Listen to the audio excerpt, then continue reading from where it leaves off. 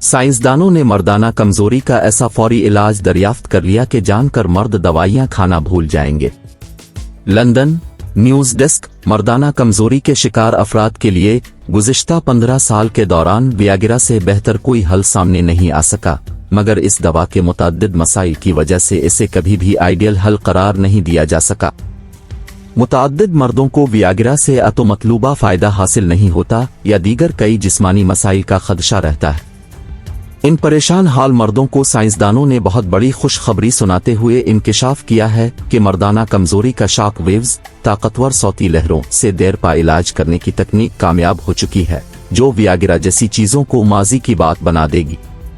Website daily star की report के मुताबिक इस तकनीक के माहिर डॉक्टर विजय सानगर ने बताया कि एक्स्ट्रा कॉर्पोरेल शॉक वेव थेरेपी को मर्दाना कमजोरी के शिकार अफराद के लिए एक करिश्मा करार दिया जा सकता।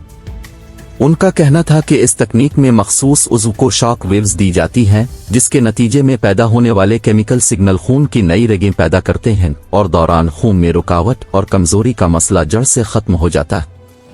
डॉक्टर सानगर ने बताया कि इलाज के दौरान हर नशिस्त में कम ताकत के 1500 शॉक दिए जाते हैं।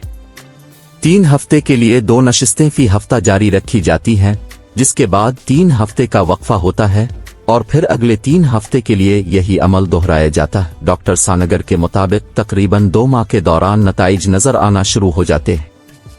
बरतानवी तहकीककारों का कहना है कि 37 से 80 साल के 112 मर्दों पर किए गए तजुर्बात में इस तकनीक को इंतहाई कामयाब पाया गया है।